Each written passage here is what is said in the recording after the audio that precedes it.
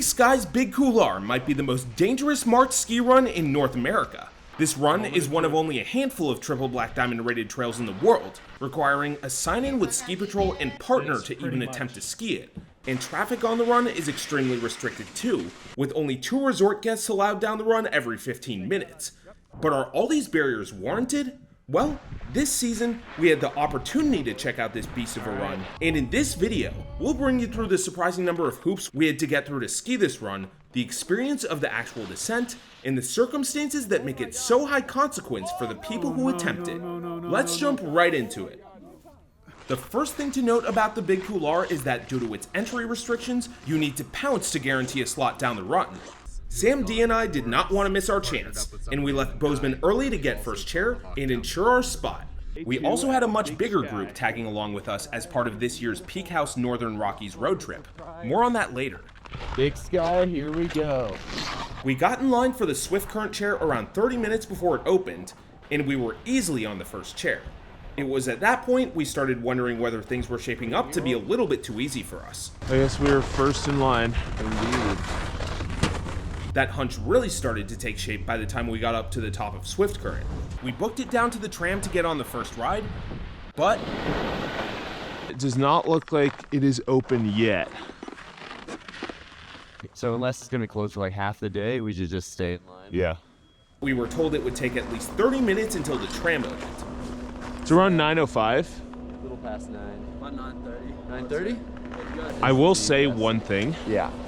Even if we are first in line or 50th in line, Doesn't we matter. still have the exact same We'll shot. take a lap there. Yeah. So we nervously made a lap of the nearby Powder Seeker lift, hoping the tram line wouldn't build up in the meantime. After that lap, we got back in line, and while we weren't first anymore, it still seemed like we were in a prime position to get a spot for the Couloir. So should we put the beacon on? What's up? You can turn it on if you want, yeah. Right. This is in reference to the avalanche beacon requirement Big Sky has historically enforced for its most extreme terrain. More on that later. I know. But after waiting a bit longer, we received some unfortunate news. This is not close to opening. Yeah.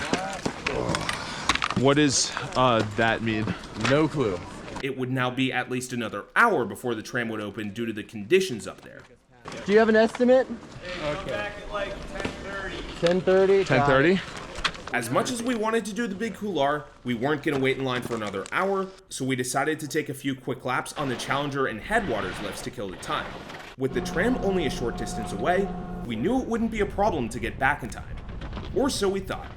What is up, friends?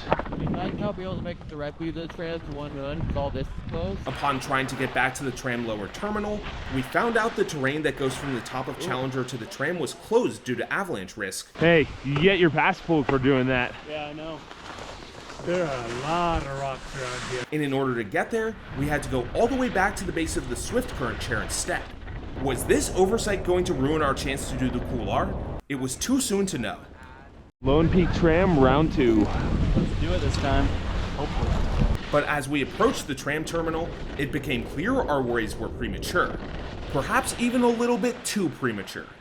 Next hour. Next hour? I'm honestly down to just kind of wait. It's pretty hard back up there.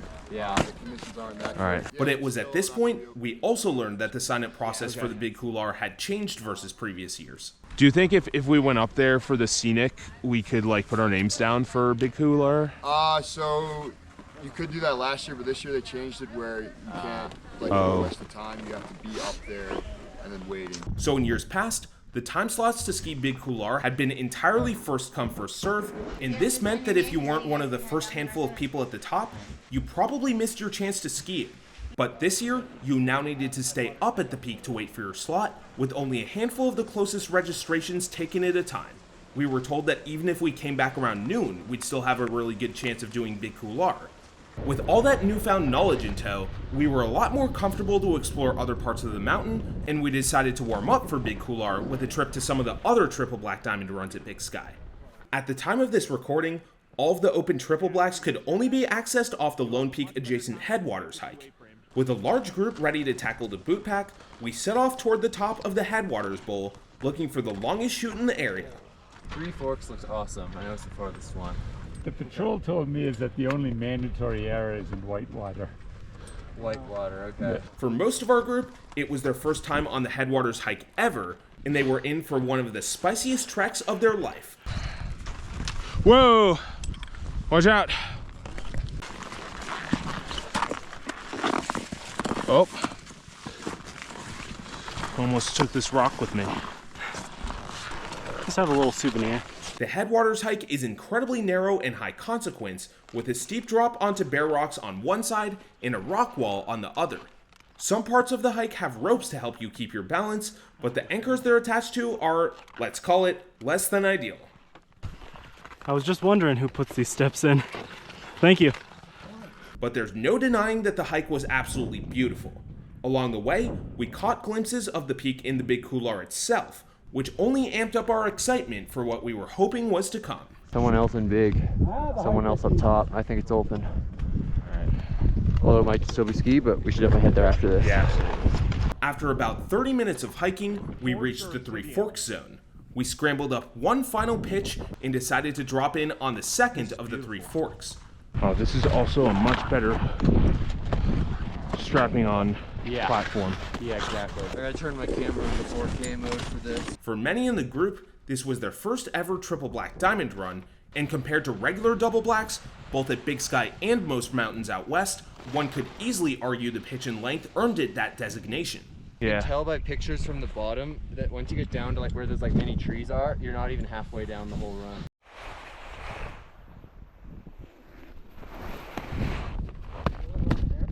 All right. Disappear. That was the weakest pull You gotta tap. redo that, man. There.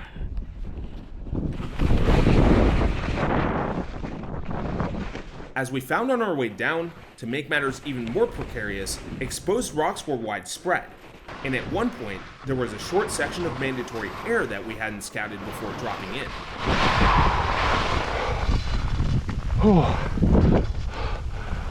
Hold it.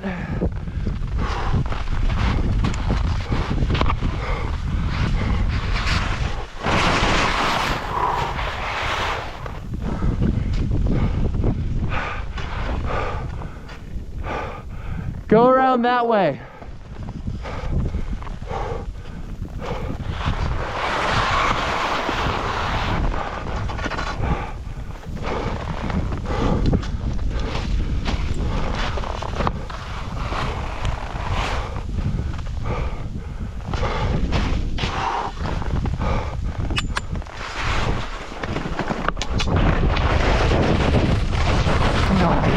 One by one, we made our way down this run, which, at least in the places that weren't rocky, held some great chalky snow for the over 1,000-foot vertical descent. A few of us were able to avoid the mandatory air by taking a bypass route, but the rest of us had no choice but to jump over the small rock band. Thankfully, everyone in our group made it down safely, but unfortunately, the group ahead of us hadn't been so lucky. Shit. Stop!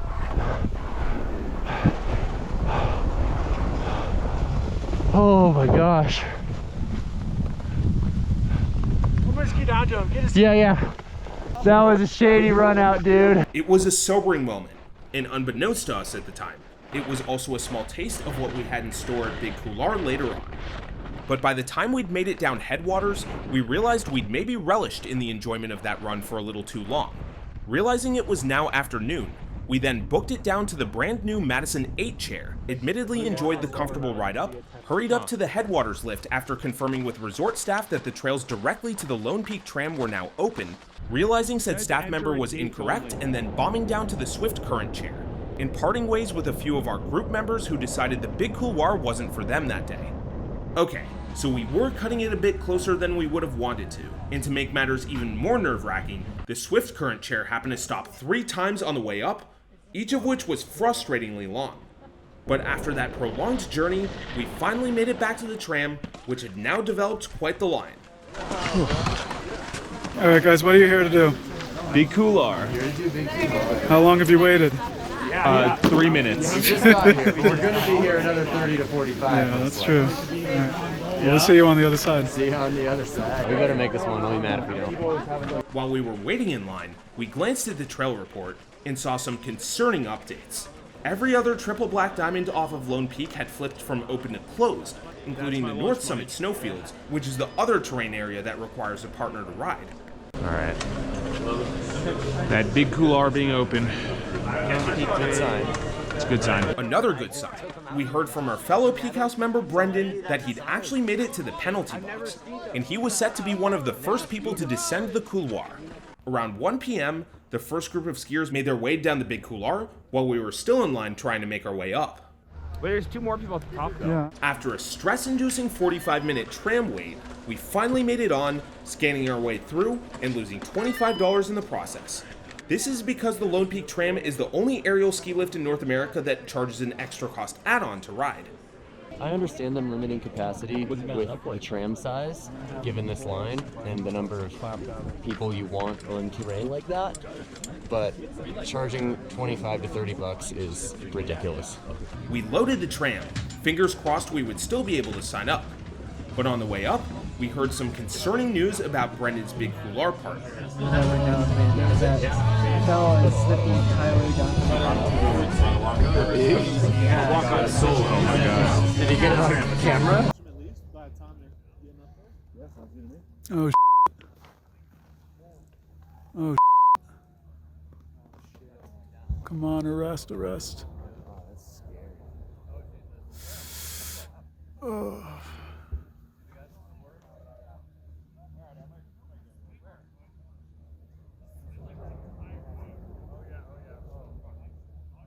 Oh, come on. Oof.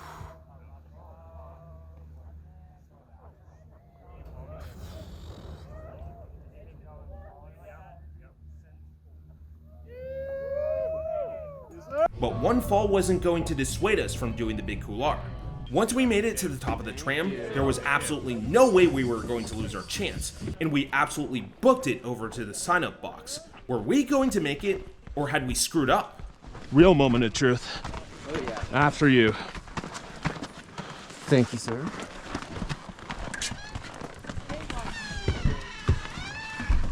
We made it into the penalty box, and it became clear that we had cut it really close.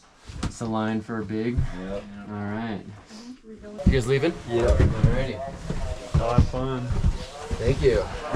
So y'all are in front of us for a ride down Big Couloir. Can you tell us how you're feeling right now? Pretty stoked.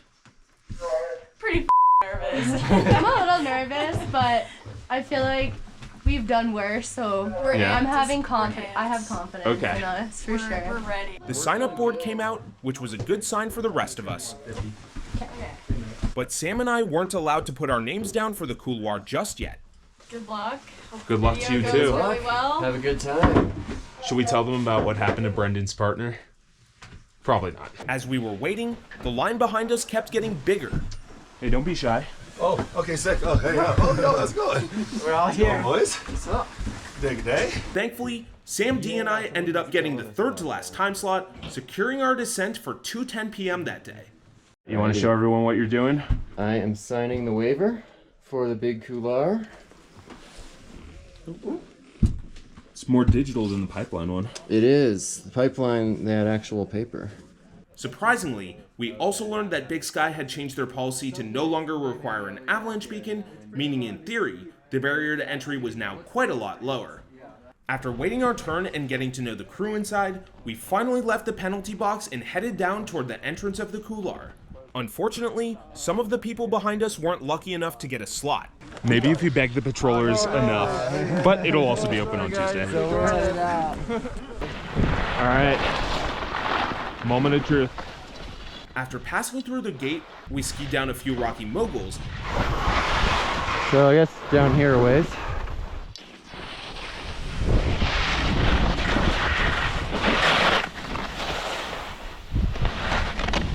Whoa! Alrighty. We are here. What's up? We are here. We are almost here, Almost here. but we've made it through the hard part. Yes, we have.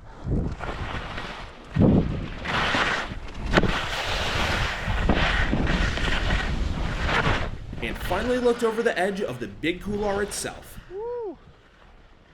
But as we looked, there was a bit of a surprise. Wait a second. Why are there 3 people in here? Good question. Are you gonna drop in from up there? No, I'm gonna drop in down there.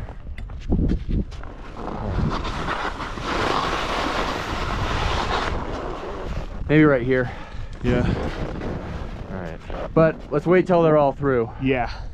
That's gonna take a while. Yeah. I may join you up there. As they say, go big or go home. Go big or go home. It looks bumpier than Pipeline, but comparable as far as steepness. Yeah. And probably in terms of length too. Although I think this is a little bit more aesthetically cool. Think so? It might be, yeah. I don't want to play with these rocks. Yeah. Or this just like weird, sketchy snow. Yeah. Yeah, you don't want a big Couloir run to be a big, stupid mistake. Nope. You wipe out here, you would be in very bad shape. After waiting for the group ahead of us to make their way down, it was finally our turn. All right. Here we go.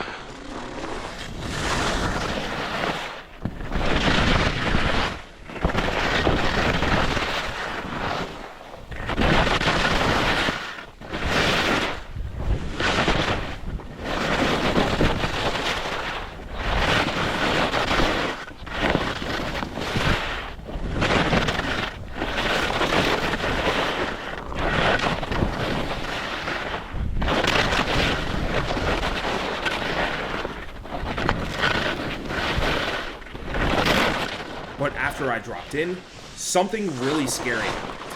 Howdy. Hey, do you mind holding off? We had somebody fall. Oh shoot. Yeah, so I have a friend in there right now, right in the crux. Oop. Oh my god. Oh no. Oh no, no, no, no, no, no, no. Oh my god. Oh my god. Oh my god. Oh my god. We should go help him. Yeah. How long should I wait? Actually, once you see me go out of sight, you can come on down. But once you see me again, can you just pause and make sure that there's nothing going on? Got it, yeah.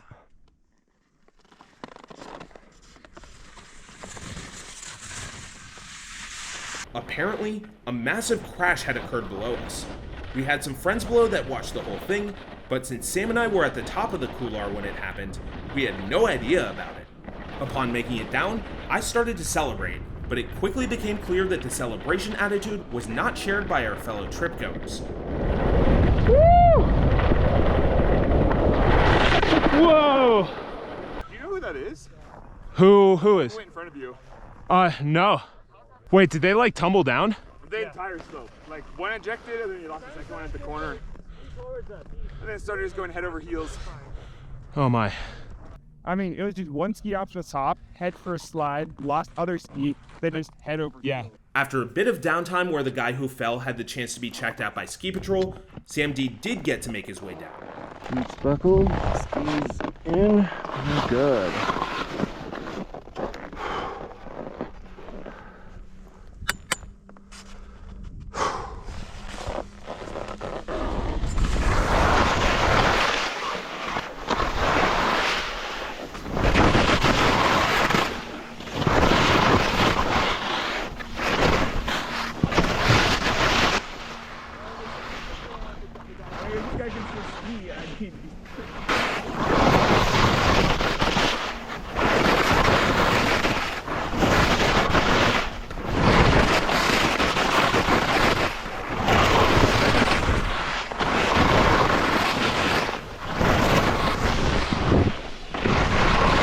Yeah, those guys, I do not think.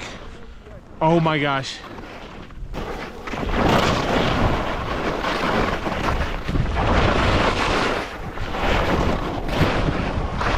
Oh, there's Sam. There he is.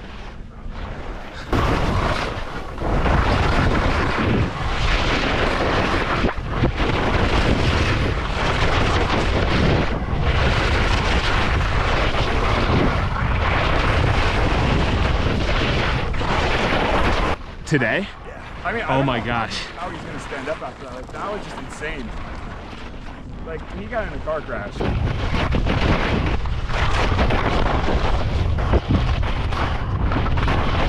Yeah, that was definitely some of the hardest snow of a run of that pitch.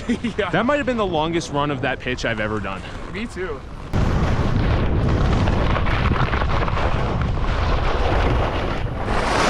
Oh my gosh. Yeah. Dude, Oh. dude, you have no idea how surprised I was when it was ski patrol coming down and not you. Yeah, I bet. We still had to wait on our fellow trip goer, Jerry. 2 snowboarders in front, and then Jerry and I think Nathan are coming down. There was one other group of snowboarders in front of him, and he was on the phone with us at the bottom to get a sense of how they were doing. Yeah, how about like how are the 2 snowboarders doing? 2 snowboarders have not made it down yet. I think they're overlooking the edge. Yeah, the 2 snowboarders are still not coming down. We saw him up there, They though. might be. They might be because they peered over and they're now at the entrance. I mean, dude, that's the consequences of falling there. Like, Yeah. like tomahawking down the whole thing. It was just like, No, if you fall up top it's into that like turn, Yeah. that is bad. This might actually be Montana's highest consequence ski run. yeah. Official ski run. Could be, yeah. Official. Up top, it's just kind of that survival skiing, you know? Unfortunately, we were about to have to break some less than ideal news to him. Oh no. Oh shoot. Oh no. Did his biting come undone? Oh my gosh. Oh no. Oh no, oh no, oh no, no. Oh. Oh no. Oh no. He lost his goggles. Oh no. We should call ski Shoot. patrol. Yeah. Oh my gosh. You all right? Are you okay? Okay. He's good. He's good. He said he's good. That was crazy, bro. That left side is like so nice. Yeah, you gotta go right there. Yeah. Alright. Jerry's at the drop in! Was Jerry going to make it down in one piece? Ritz, dude. Jerry is the opposite of a Jerry. Yeah, such an unfortunate name.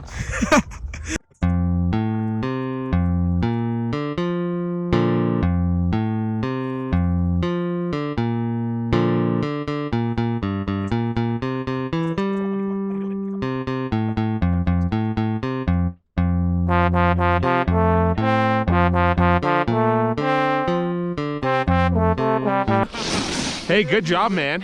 You made that look like a normal run, which is saying something. Thankfully, Jerry took that run like a champ.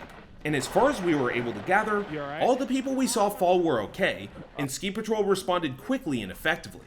I'm just glad it's good. Yeah. We had somebody eat it down the gully and break both legs in their 70s. Oh god. But with that being said, barring any mandatory straightlining or cliff drops, Big Couloir is arguably the hardest run we've ever done. You should include a warning in this. Be like, this, you know, we have a decent number of us skied it, but we are like people who have been tested on this type of terrain. Yeah. And like I watched 10 sets, and out of those 10, maybe less than 10, 3 had a big tumble. Catastrophic wipeout. Yeah, 30% wipeout I rate. think that's like something to say about the difficulty. Yeah, in the thumbnail, you can 30% wipeout rate. So that was our experience down the Big Couloir at Big Sky. We went in thinking it would be somewhat similar to the other rockline shoots we'd done, maybe a little bit more iconic looking, but at least with the conditions that we experienced, it was a much more perilous beast. After seeing multiple people tomahawk perhaps thousands of feet down the run, plus just how on-call Ski Patrol had to be, it's no wonder that only 8 people are allowed to do this run an hour. Hey, and after witnessing what went down that day, maybe Big Sky should consider reinstating that beacon requirement, if only to filter people out. But if this adrenaline-filled adventure piqued your interest, maybe it's time you check out one of our PeakHouse trips for next year. What you saw here was just a small part of a multi-day road trip to Jackson Hole, Big Sky, and Bridger Bowl as part of the first ever PeakHouse Northern Rockies road trip. We had 25 other skiers and riders along for the adventure, and an unbelievable variety of fun along the way. If adventure is calling your name, but you're not exactly trying to send extreme couloirs, you have to check out our PeakHouse New Zealand ski trip this August before it sells out. We'll be road tripping throughout all the major resorts down there, and it's perfect for anyone from intermediate to expert, as long as you're down for a good time and some serious international bonding. And if a hiking trip is more your speed, don't miss out on some of the most beautiful mountains in the world on our Banff trip this July. Spots are filling up quickly, so if you want to secure your place on a PeakHouse trip this summer, check out the links in the description below. For more information on Big Sky and over 100 ski destinations around the world, check out peakrankings.com. And special thanks to our Peak patrons. See you for the next one.